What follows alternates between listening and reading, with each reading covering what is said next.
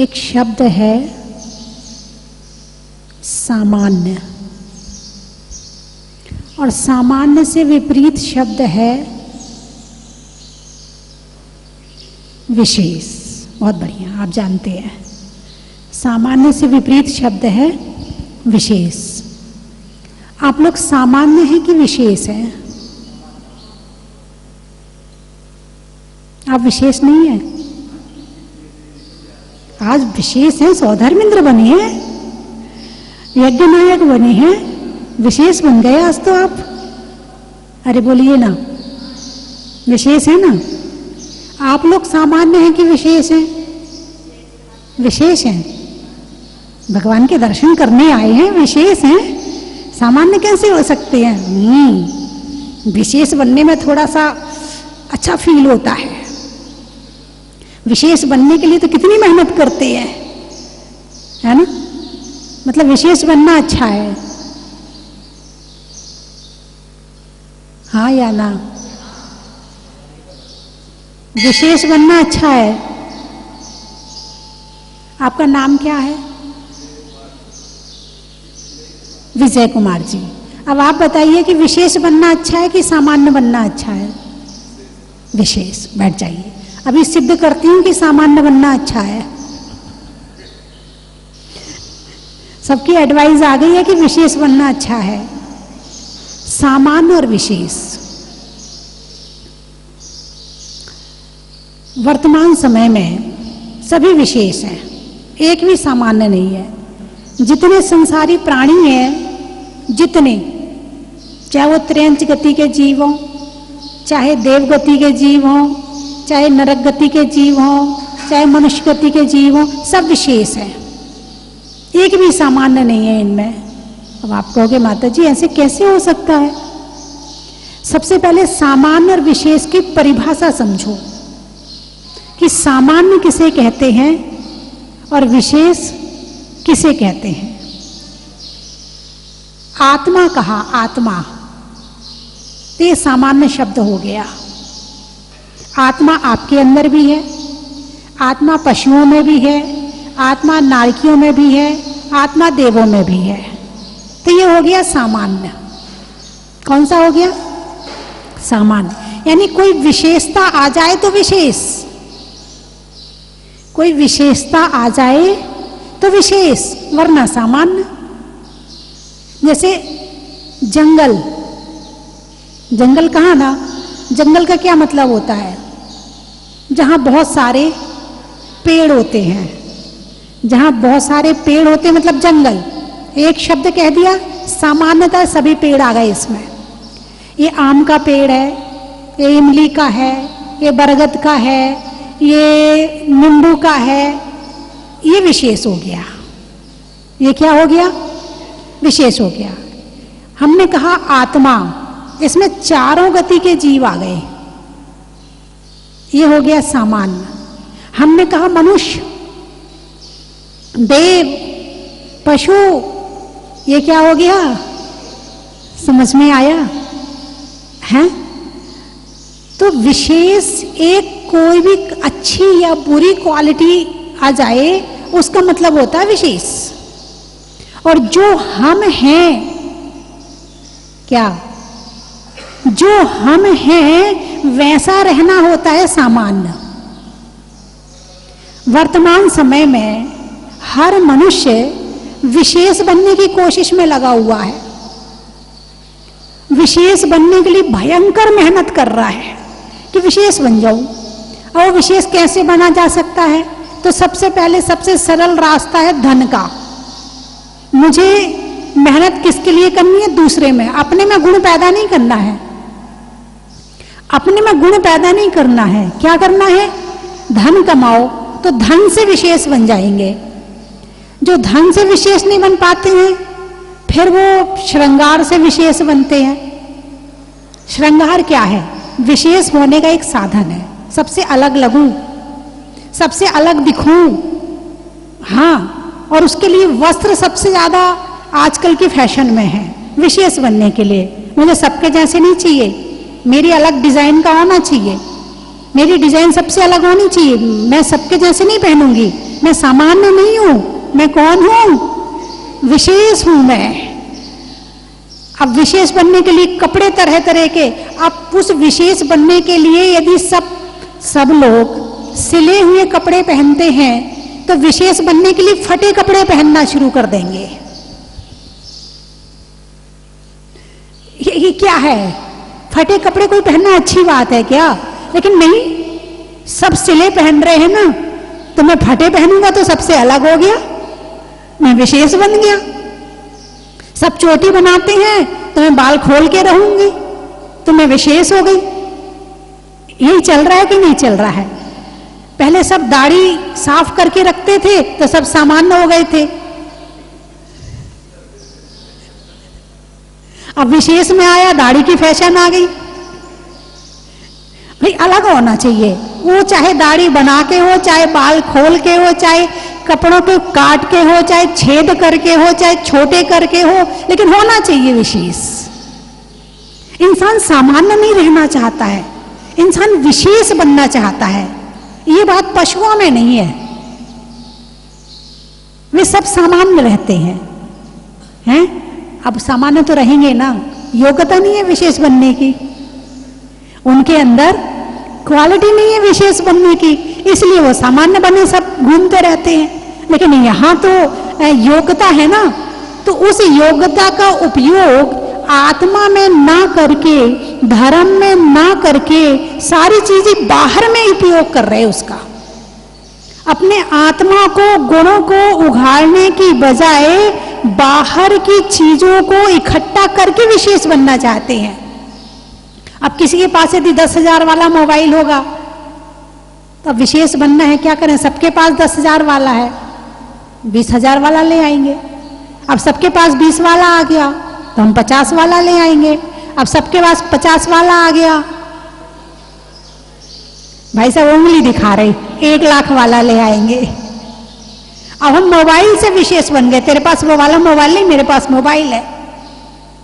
अब बाइक चलाते हैं लड़के, अब सबके पास एक सी हो गई तो हम उससे ऊपर वाली ले आएंगे।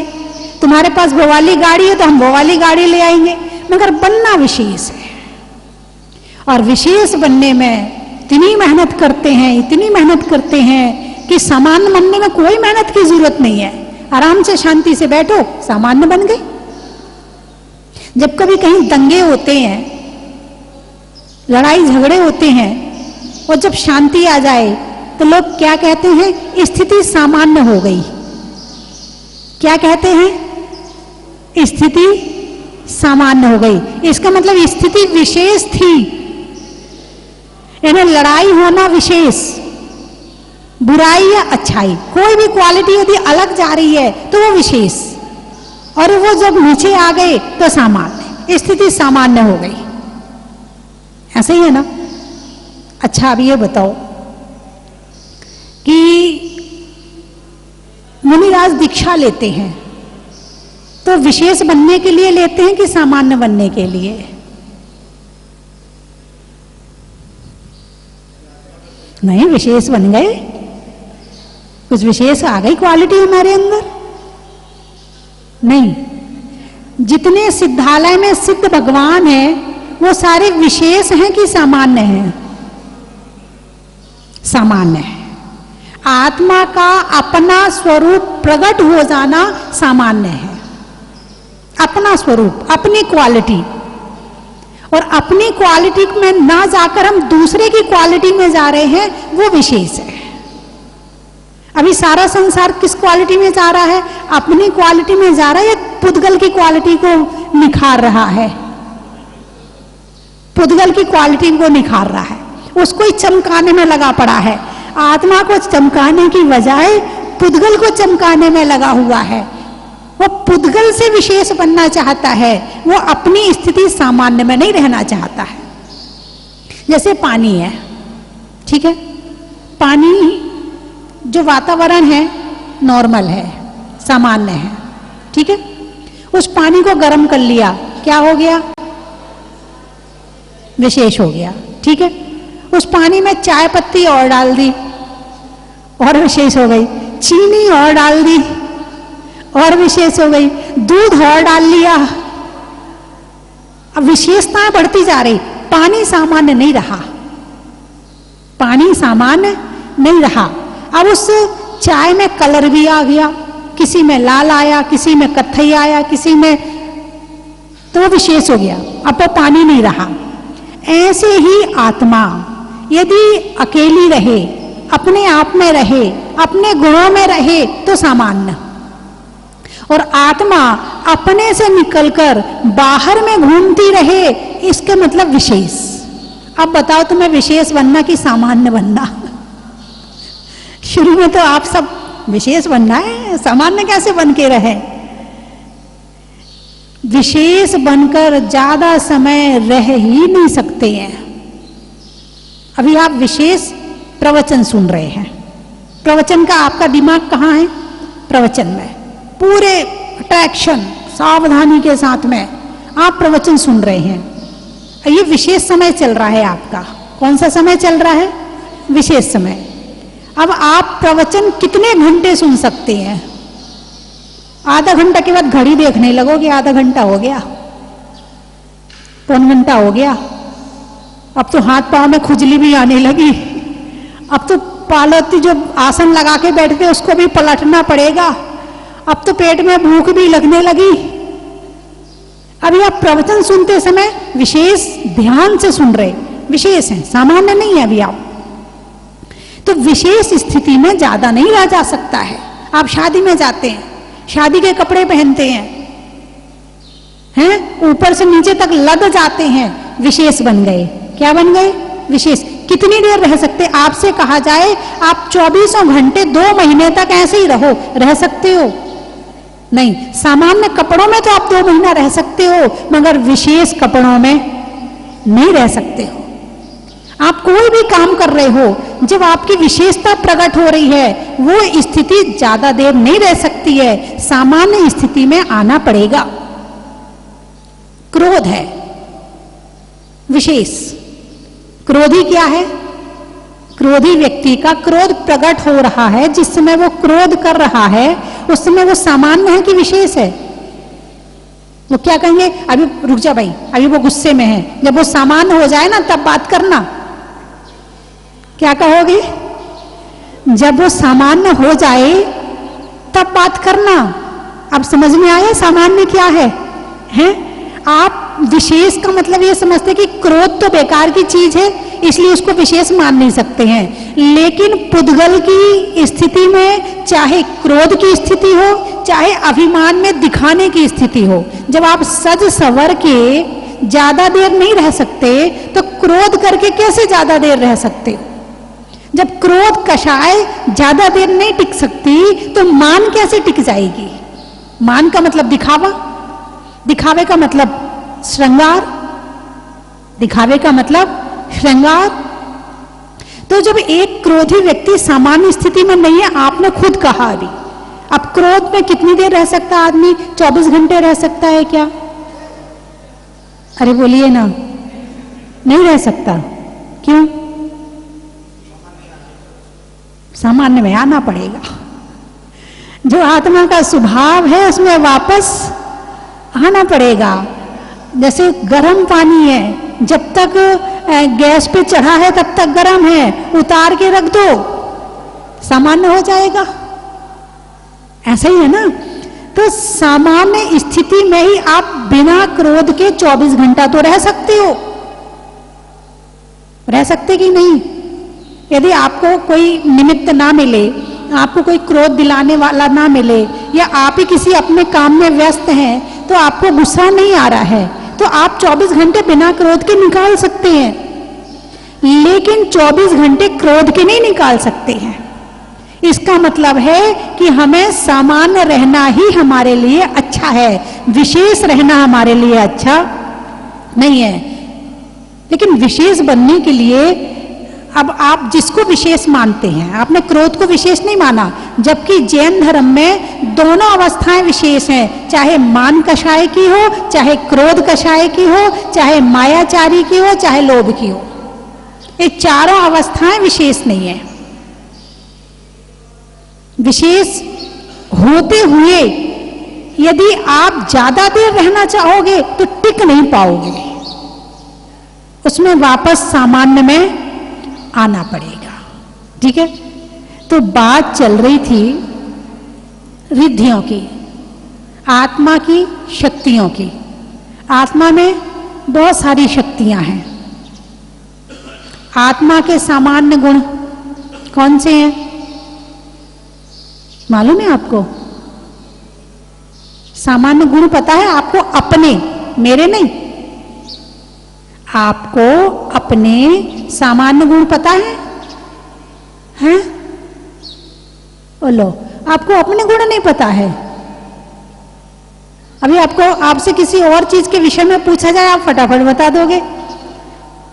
कौन सी दुकान में कपड़े अच्छे मिलते हैं, कौन सी ब्यूटी पार्लर वाली बढ़िया है, कौन सा दुकान में कौन सा माल अच्छा मिलता है, कहाँ जाएंगे, कौन से शहर में, तो वहां खाने की चीज कौन सी अच्छी है, आप तो 1 मिनट में बता दोगे। आपसे अपने गुण पूछे जा रहे हैं तो आप नहीं बोल रहे हैं। बताइए, आपके अपने सामान्य गुण कौन से हैं? चलिए, एक भाई का उत्तर आया है, ज्ञाता दृष्टा, ज्ञान दर्शन, ये जीव का सामान्य गुण है। वो चाहे नरक में चला जाए, चाहे स्वर्ग में रहे, चाहे त्रियंच गति में रहे, चाहे मनुष्य में रहे, उसका जो गुण है ज्ञान और दर्शन, जानना और देखना, ये उसका सामान्य गुण है। लेकिन अभी ये पूर्ण रूप से प्रकट नहीं है, कर्मों ने इसे ढक रखा है। जितना जितना खुलता जा रहा है उतना उतना ज्ञान होता जा रहा है, उतना उतना दिखता जा रहा है। लेकिन जब ये पूर्ण प्रकट हो जाएगा तो क्या होगा? अनंत दर्शन, अनंत ज्ञान। क्या मिल जाएगा? अनंत दर्शन, अनंत ज्ञान। और जिसके पास अनंत ज्ञान आ गया वो अनंत सुखी हो गया। जिसके पास अनंत ज्ञान आ गया वो अनंत सुखी हो गया और अनंत शक्ति वाला। कौन सी? अनंत शक्ति प्राप्त हो जाएगी। जब अंतराय कर्म नाश होगा तो अनंत शक्ति प्राप्त हो जाएगी। ये आपके सामान्य गुण है, ये किसी और की नहीं। लेकिन ये हमारे ढके हुए क्यों है? क्योंकि हम बाहर विशेष बनने के चक्कर में लगे हुए हैं। जब हम बाहर के विशेष बनने की क्वालिटी को खत्म करेंगे और अपने अंदर के गुणों को देखना शुरू करेंगे तो ये गुण प्रकट हो जाएंगे। हमें हमारे गुण प्रकट करने हैं, कहीं से खरीद के नहीं लाना है। कहीं से लाने की सुख जो है ना, सुख, सुख सुना है? नाम सुना आपने? सुख का नाम सुना है? कहाँ मिलता है?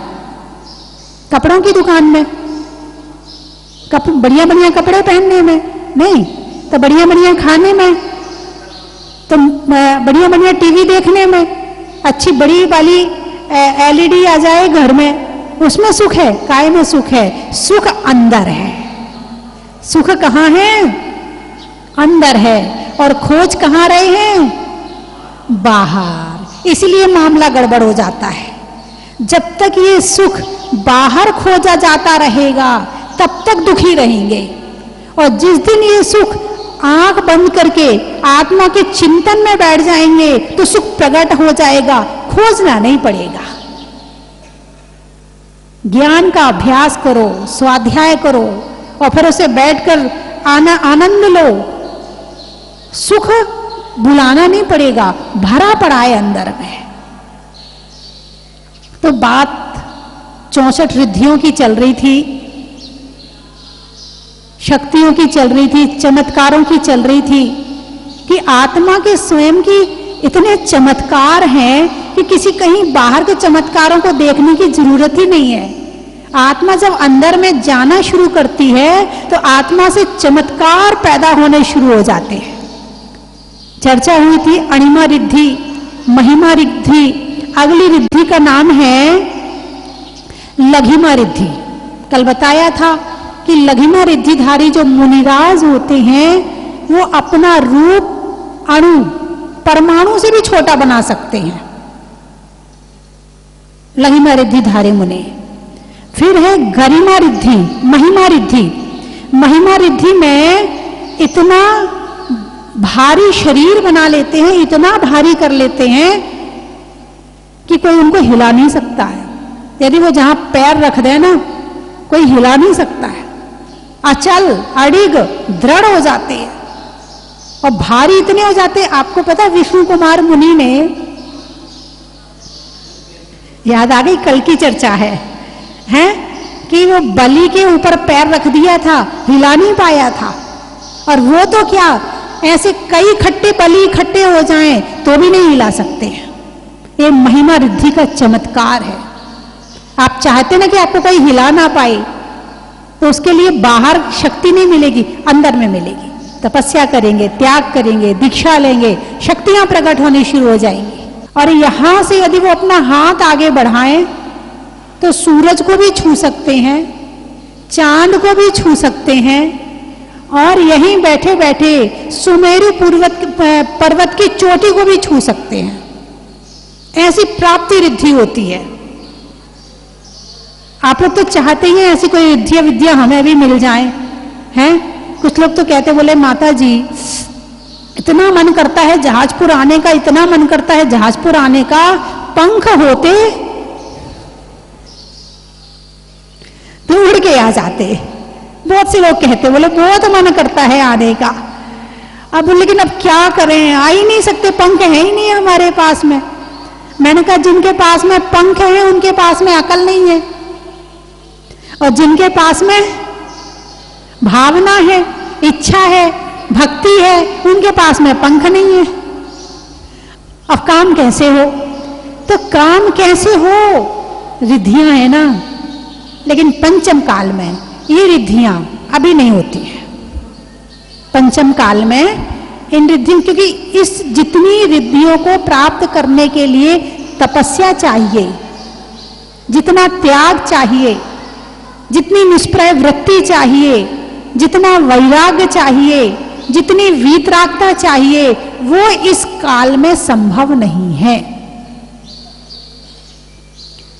इस काल में शक्ति नहीं है कि ऐसी रिद्धियों को प्रकट मनुष्य के माध्यम से करवा सके। शरीर का संघनन कमजोर है, मन की सोचने की क्षमता कमजोर है, विचारों में हीनता ज्यादा है, इसलिए ये रिद्धियां अभी प्रकट नहीं होती हैं। ये तो चतुर्थ काल में ही होती हैं। तो प्राकाम्य रिद्धि, अब आपका मन तो करता होगा यहीं बैठे बैठे अपने घर के काम कर लें। अब यहाँ आ तो गए हैं, मगर यहाँ आने के बाद में अब घर में काम भी तो पड़े। पता नहीं बहू ने किया होगा कि नहीं किया होगा, पता नहीं बेटी ने किया होगा कि नहीं किया होगा। अब रिद्धियां होती तो जो काम करने के चक्कर में है उनके पास रिद्धियां नहीं होंगी, और जिनके पास रिद्धियां हैं उन्हें काम की इच्छा नहीं होगी। जिनके पास कभी भी सांसारिक कामों की इच्छा बची है, उनके पास रिद्धियां हो ही नहीं सकती हैं। जब ये सब चीजें समाप्त होती ना, तब रिद्धियां प्रकट होती है। और इनका उपयोग केवल धर्म की रक्षा के लिए, देव शास्त्र गुरु की रक्षा के लिए, धर्मात्माओं की रक्षा के लिए किया जाता है। इनका उपयोग घर गृहस्थी के कामों में नहीं किया जाता है। अगली रिद्धि का नाम है प्राकाम्य। पानी में, जल में ऐसे चलते हैं जैसे धरती पर चल रहे हो, उनका पैर अंदर नहीं जाता है, आराम से चल लेते हैं पानी में ऊपर ऊपर, और गीले भी नहीं होते हैं, और पैर जल में भी रखा जाता है, और जल के जीव मरते भी नहीं है। इसका नाम है प्राकाम्य रिद्धि। ऐसे मुनिराज चतुर्थ काल में होते हैं। ईशत्व रिद्धि, ईशत्व ईश्वर, जिनको ये रिद्धि प्राप्त हो जाती है, जो भी उनके दर्शन कर लेता है ईश्वर के समान उन्हें मानने लगता है। ये तो भगवान है हमारे, साक्षात भगवान ही नजर आ रहे हैं। उनके अंदर उन्हें भगवान दिखने लगता है, ईश्वर दिखने लगता है, जिनको ईशत्व रिद्धि प्राप्त हो जाती है। अगली रिद्धि का नाम है वशित्व रिद्धि, वशीकरण रिद्धि। ये रिद्धि होती है वशीकरण रिद्धि। वर्तमान समय में वशीकरण का बहुत बोलबाला है। ऐसे ऐसे काम कर लो वो तुम्हारे वश में हो जाएगा, ऐसे काम कर लो वो तुम्हारे वश में हो जाएगा। अक्सर लोग एक दूसरे को वश में करने लगे और कोई किसी के वश में नहीं है, कोई किसी के वश में नहीं रहना चाहता। बड़ों की तो छोड़ो, वो इतना सा बच्चा है ना, उसको भी गोदी में उठाओ तो भागता है, वो भी तुम्हारे वश में नहीं रहना चाहता। उसको अपने वश में करने के लिए कहीं मोबाइल दिखाते हो, कहीं खिलौना दिखाते हो, कहीं खाना दिखाते हो, कहीं चूड़ी दिखाते हो, कहीं गाड़ी की चाबी दिखाते हो। आजा बेटा, तू मेरे वश में हो तो जा किसी तरह से, वो तुम्हारे वश में नहीं होता है। जब उतना सा बच्चा तुम्हारे वश में नहीं है तो बड़े तुम्हारे वश में क्या होंगे।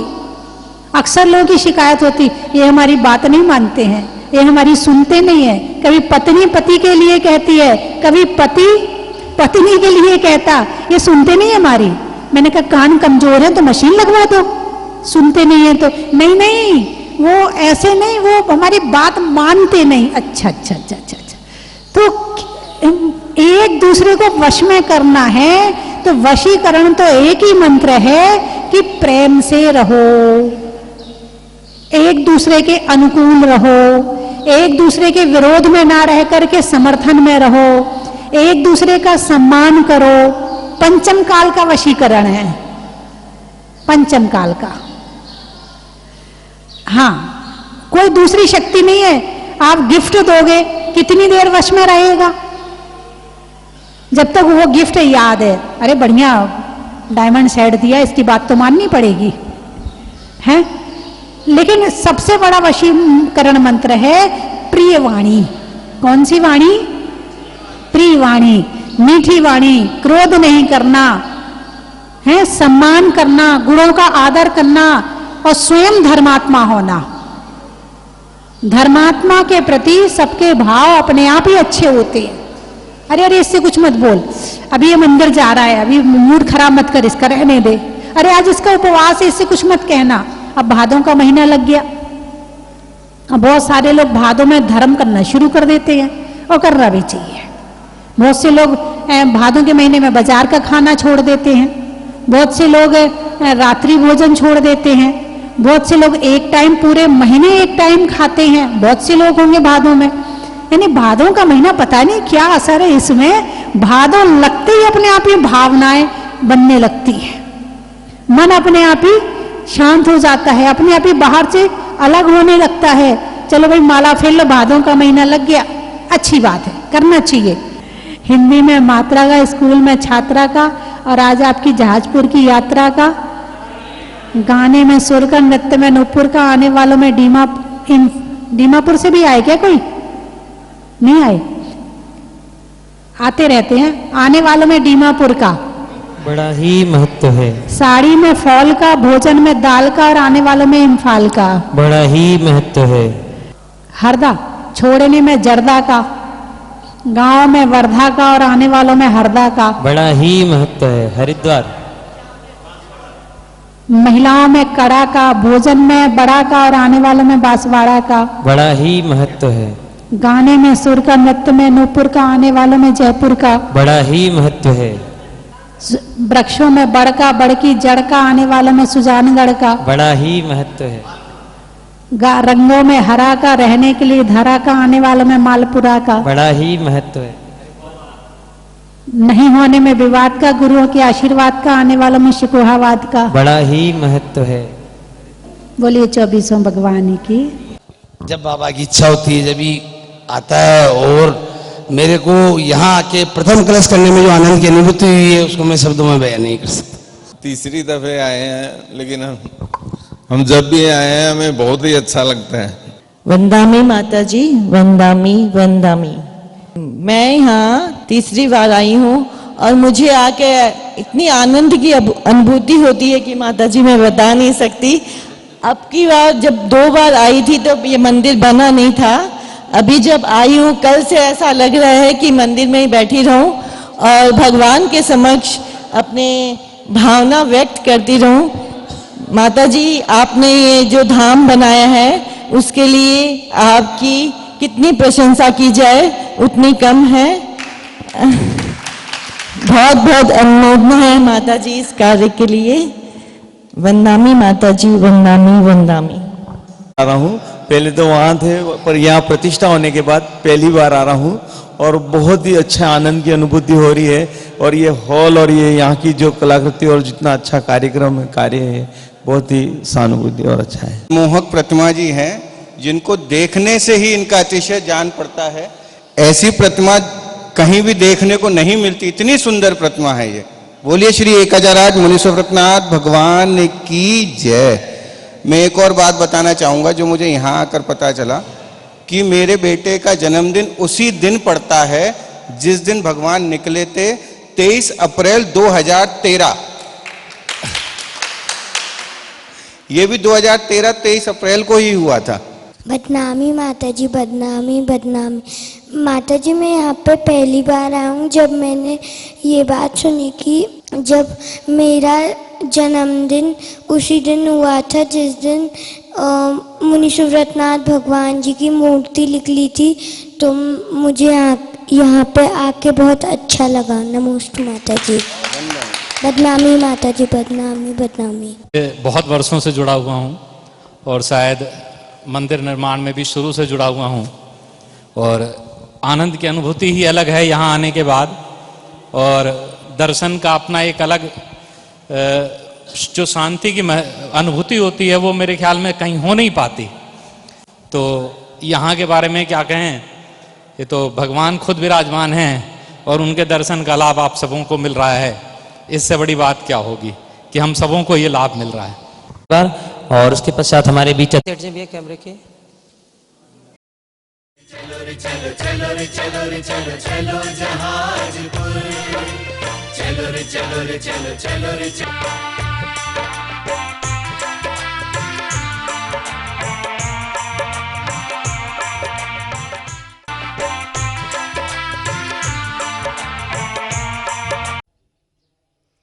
जय जिनेंद्र बंधुओं, हम सबके महान पुण्योदय से भूगर्भ से प्रकटित स्वस्ति धाम जहाजपुर में साक्षात विराजमान चैतन्य चमत्कारी 1008 श्री मुनीश्वरनाथ भगवान के पावन छत्र छाया में, पावन निश्राम में स्वस्ति धाम प्रणेता गणनी आर्य स्वस्ति भूषण माता जी का 26वां मंगलमय वर्षा योग यहाँ पर चल रहा है। इसी दौरान आने वाली 10 सितंबर से 19 सितंबर तक पर्वाधिराज पर्युषण महापर्व का आयोजन होगा और इस पर्वाधिराज 10 लक्षण पर्व में परम पूज्य गुरु माँ स्वस्ति भूषण माता जी के सत्संग पावन सानिध्य में एक श्रावक संस्कार एवं साधना शिविर का आयोजन यहाँ पर किया जा रहा है, जिसमें आप सादर आमंत्रित हैं। जो भी अपने जीवन को सही राह में, सही मार्ग पे आगे बढ़ाना चाहते हैं और पूज्य माता जी ने जो साधना की है उनकी साधना का प्रभाव आप देखना चाहते हैं, तो आप इस शिविर में अवश्य पधारें। प्रतिदिन सुबह 5 बजे से कार्यक्रम प्रारंभ होगा जो शाम को 8 बजे तक चलेगा। सुबह ध्यान एवं योग और उसके बाद में अभिषेक, शांति धारा, सामूहिक पूजन, दोपहर में प्रतिक्रमण, साधना और इसके अलावा तत्वार्थ सूत्र का स्वाध्याय, शाम को सांस्कृतिक कार्यक्रम और भी कई आयोजन यहाँ पर होने हैं। सभी के लिए आवास एवं समुचित व्यवस्था है भोजन की। बंधुओं, कोरोना महामारी चल रही है। इस शिविर में जो भी आना चाहते हैं वो अपनी RT-PCR रिपोर्ट साथ में लेकर के आए। नेगेटिव रिपोर्ट लेकर आएंगे तभी उनको इस शिविर में बैठने की अनुमति दी जाएगी। धन्यवाद। कंचन की थाल को सजाओ रे आज, रत्नों की थाल को भर लाओ रे आज। आओ आओ करे रे गुणगान आरती भगवन की। आओ आओ करे गुणगान आरती भगवन की। आओ आओ करे रे गुणगान आरती भगवन की।